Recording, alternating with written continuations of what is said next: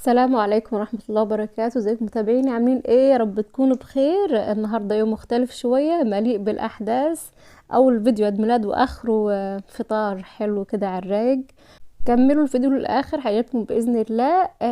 زي ما شفتوا كان يوم عيد ميلادي، فأنا اتفاجأت صراحة بالتورتة لأني ما كنتش عارفة والله إن هم عاملين حسابي في تورتة.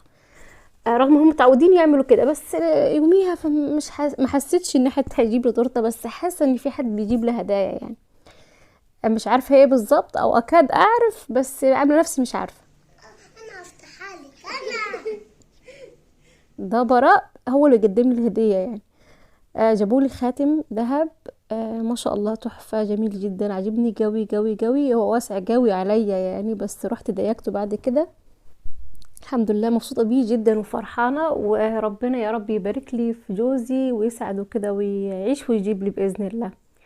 اما بقيه الهدايا بقى هتكون ايه؟ هدايا بسيطه طبعا، بس معايا ولدين توأم، واحد اسمه عبد الملك والتاني اسمه عبد القدوس. عبد القدوس ده الميزانيه بتاعنا او المدبر بتاع البيت عموما، مش طالع لي انا ولا لابوه يعني، احنا كرمة جدا جدا، بس هو طالع واعي شويه، وده حاجه تسعدني وتبسطني. عبد الملك ده في الضياع زي يعني، وزي ابوه، زي عيلتنا كلها. المهم عبد القدوس ده عمل لي بوكس كده مليان هدايا شوكولاتات طبعا. يعني انا عارفه انه حوش كده مبلغ، مش عارفه قد ايه بالظبط، بس يعني واخده بالي ان هو بيروح يشتري لي كل شويه حاجه وبيشيلها في البوكس ده ويشيلها في الدولاب، فالحمد لله يعني. بسطت قوي قوي منه. طبعا اللي بيساعد في الموضوع براء، هو اللي بيطلع لي شوكولاته وانا ايه بشيلها يعني. فكانت لفتة يعني جميلة جدا من عبد القدوس. وعبد الملك فعلا عشان ما نساهوش، بس هو جايب لي الشيبسي اللي في الاول ده، هو قال لي ان انا جبتهولك بالملح والخل، وبرضه بحب الشيبسي بالملح. يعني كل واحد من ساعته، كل واحد وعلى كده بالظبط كده. كده خلصنا. لا كان في كندر، طبعا كندر دي براء هو اللي جايبها لي لان هو بيحبها خالص، فايه جاب لي زي ما هو جاب لي نفسه يعني. كده خلصنا البوكس. اما تشيلس دي في حنين جايبها لي، انا بحب الريحه دي جدا جدا يعني من زمان، فهي عارفه انا بحب ايه فاشتريتها لي يعني. اما اللي في الكيس ده مش اديداس ولا حاجه، بس بالنسبه لي احسن بكتير يعني. براون سيلكا بيل 5 يا جماعه، كل الستات هتعرفها يعني. المهم انا كان عندي 1 وباظت، لكن سيلكا بيل 5 عن تجربه فظيعه فظيعه، واكيد كان نفسي في 9، بس لقيناها غاليه معديه ال 4500 يعني. فجوزي جابها لي من صيدليه، سعرها مناسب يعني، مش رخيصه طبعا ومش غاليه قوي. فما تعرفوش اهميتها في الحياه قد ايه. بالنسبه لي انتوا لو جربتوها مش هتسيبوها ابدا ابدا يعني. كان يوم جميل ولطيف وبسطت جدا والله. اما ده بدايه يوم جميل جديد، حبيت اعمل فيه روتين صباحي، وانا بودي براء بقى او بصحي براء عشان يروح للحضانه بتاعته. انا اولادي نصهم بيروحوا الصبح، ونصهم بيروحوا الظهر، فايه في تشتيت يعني، فبنحاول نلم الموقف الموضوع. اول حاجه الصبح ده براء بلبسه الاول طبعا قبل ما اعمله الفطار بتاعه، واعمله له سندوتشات ويتوكل على الله، واشوف بقى ايه ورايا تاني يعني. فايه حاجه صعبه الاطفال الصغيرين، والله هو ده اخر العنقود براء ده يعني، عنده 4 سنين وشهرين 3 كده. اما اكبر حد عندي هي حنين 15 سنه، وعبد الملك عبد القدوس دول 12 سنه، يعني الشهر ده هيكملوا 12 سنه. اما بقى لو عايزين تعرفوا انا ليه سميتهم الاسماء دي، الاسماء دي نادره شويه، هقولكم بس بعد ما اشوف اللي ورايا. براء كان بيساعد نفسه، قلت له اكفل يلا ساعدني في اي حاجه عبال ما الحق اعمل لك بس الفطار يعني. دخلت المطبخ بقى، لاني اول مره يمكن اصور معاكم في المطبخ والدنيا نهار، ومش نهار، صبح بدري خالص، زي ما شايفين النور اللي داخل بسيط جدا، كنت اتمنى يدخل شمس بس ده اخر يعني. فايه صباح الخير بقى من المطبخ، وهنشوف هنعمل ايه. اسهل حاجه البراء هو انا بعمل له ايه، ممكن يشرب لبن ساقع كده بس من غير سكر، او ياخد كورن فليكس، كوكو بوكس، شوكو بوكس، اي حاجه اي حاجه فيها لبن ساقع بيحبها يعني. ما بيعرفش ياكل الصبح، وتقريبا كل الاطفال الصغيره قوي كده. بس عملت له الفطار بتاعه وهديهوله يفطر، وهعمل له اللانش بوكس بتاعته. كان نفسي يا جماعه من بدري والله اصور لانش بوكس واعمله صحي وهيلسي والكلام ده. بس مش عارفه، انا بعمل الواقع يعني، انا عارفه ابني هياكل ايه فبعمل له اللي هياكله بالظبط. او تقريبا هو مرضاش ياكل اصلا سندوتشات، بس لازم عصير الشوكولاته باللبن ده، ولازم كمان اي سندوتش شوكولاته، او لو في بانيه او في حاجه زي كده. بس المره دي بقى هعمل له ايه كمان، مقرمشات.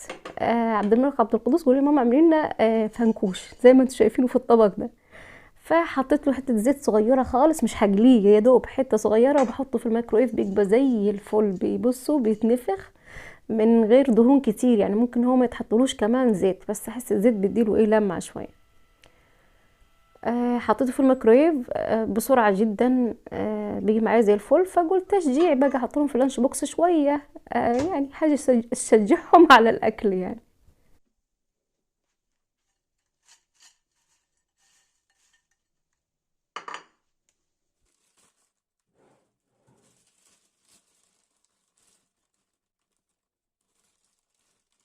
براء بحشيله شوكولاته. الشوكولاته دي انا عارفه انها مش صحيه خالص، بس انا بجيب له ايه بقى، طحينه بالشوكولاته، مش طحينه، طحنيه بالشوكولاته.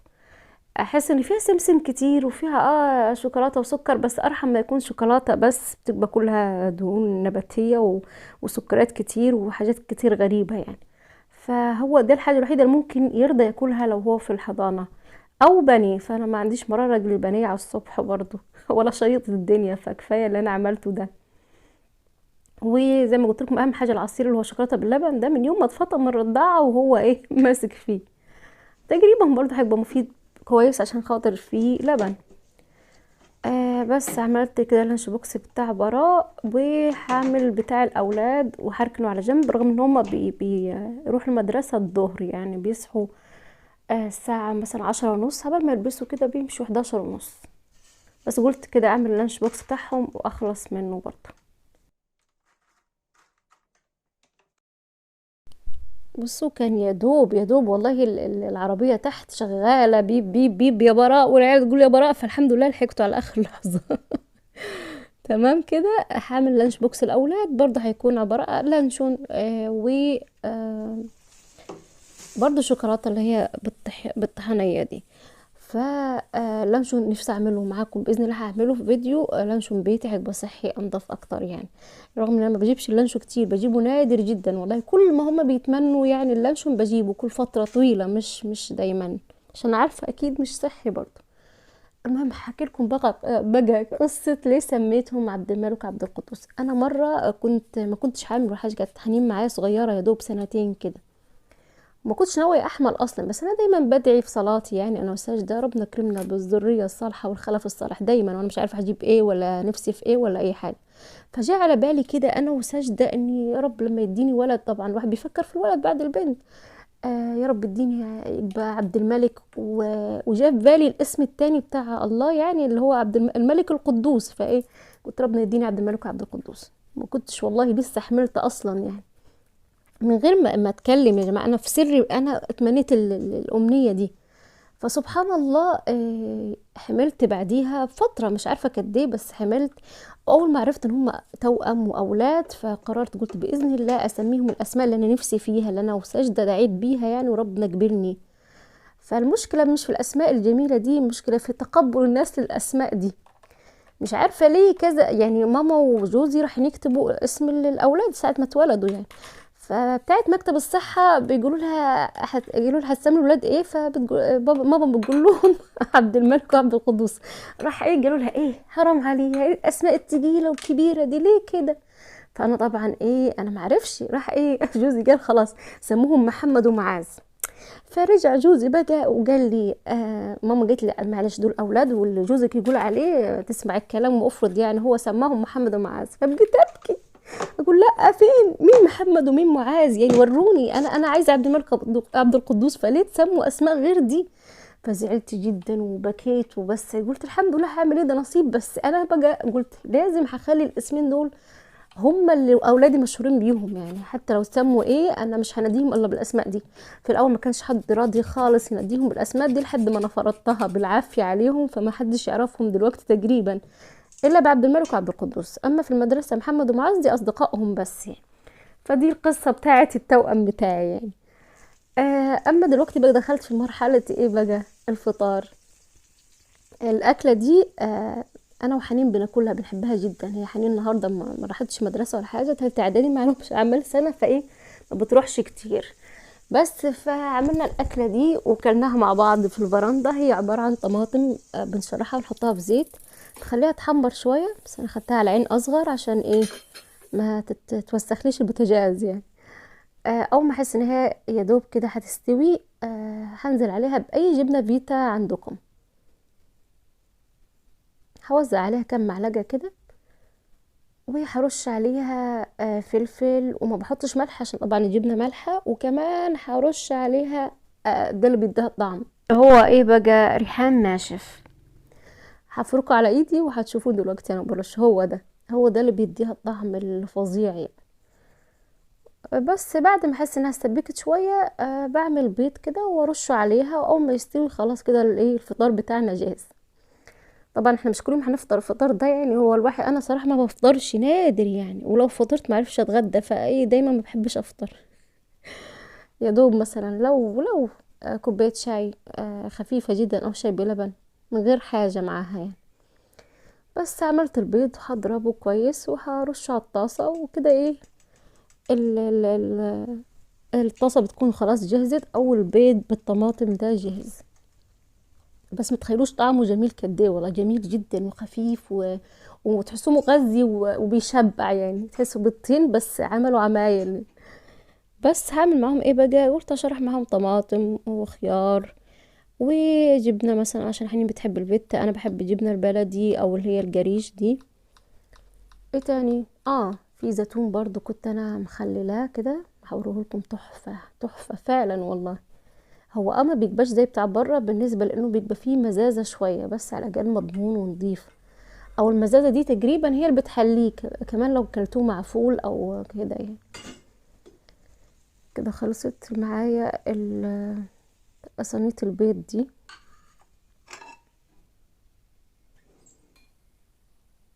شايفين منظر تحفه، فطار يفتح النفس والله.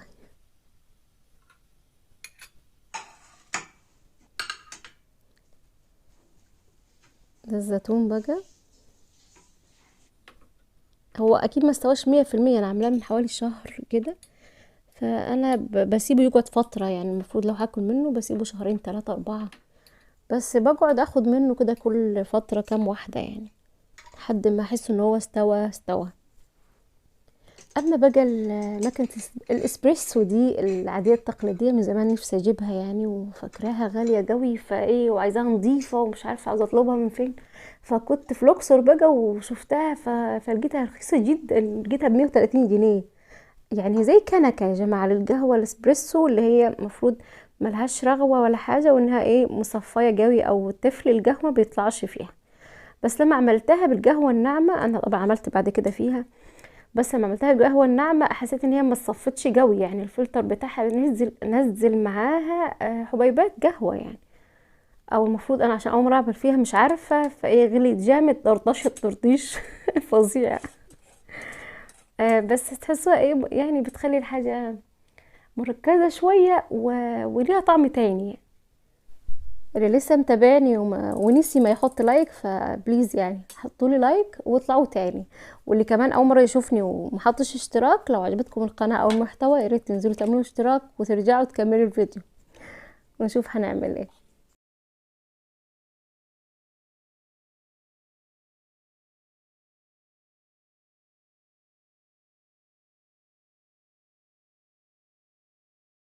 كده خلاص.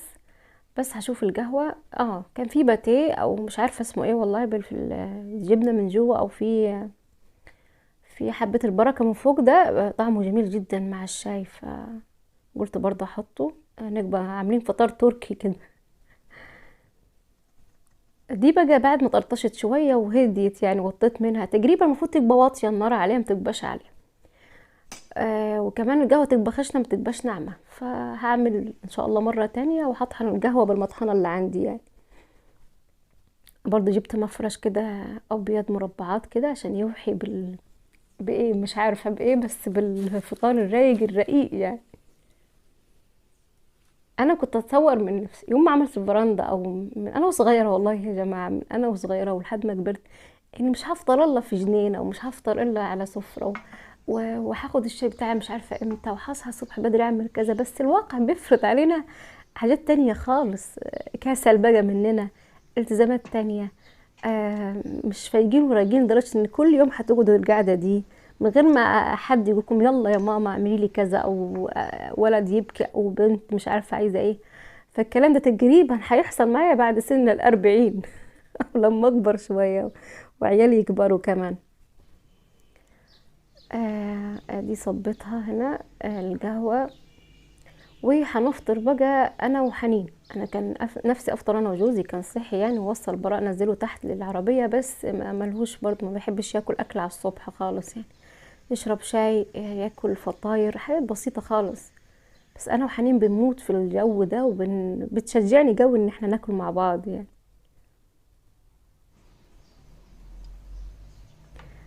اتمنى الفيديو يكون عجبكم او مستمرين معايا. انا عارفه الفيديو ده طويل شويه، وكل فيديو بقول كده، بس مش عارفه، ما عارفاش امنتج اكتر من كده. انا في اليوم ده كمان عملت، بصوا عمايل والله، اليوم كان طويل، وكنت كان عندي نشاط عشان فطرت وصحيت بدري. فبعديها دخلت في الصالة بقى وغيرت فيها وعملت فيها لمسات رقيقة جدا لاستقبال الشتاء يعني.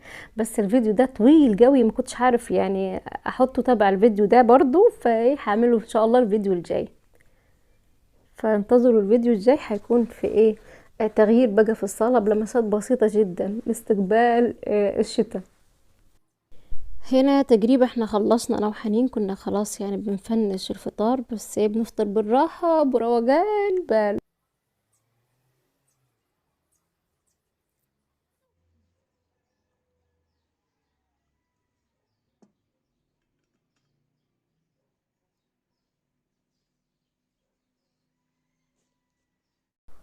اللهم صل وسلم وبارك على سيدنا محمد، صلوا بينا على النبي. اللهم صل وسلم وبارك عليه. تقريبا انا في كده في اخر الفيديو بتاعي يعني، بس حبيت اوريكم شوية الازهار والورود دي. اتفرجوا معايا.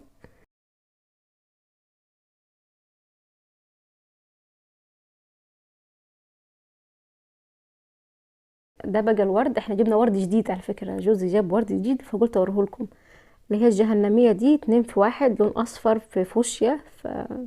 هنقولها ان شاء الله في ايه تاني، في زير كبير او حاجة كبيرة يعني.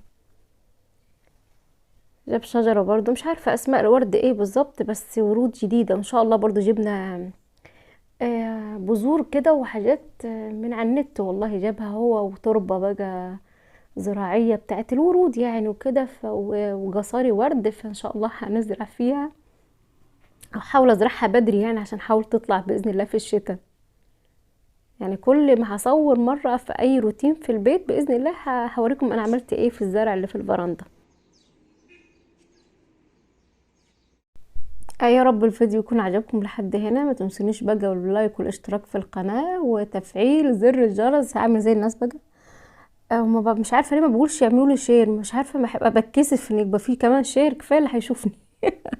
فالحمد لله، يلا اشوفكم في فيديوهات تاني باذن الله، والسلام عليكم.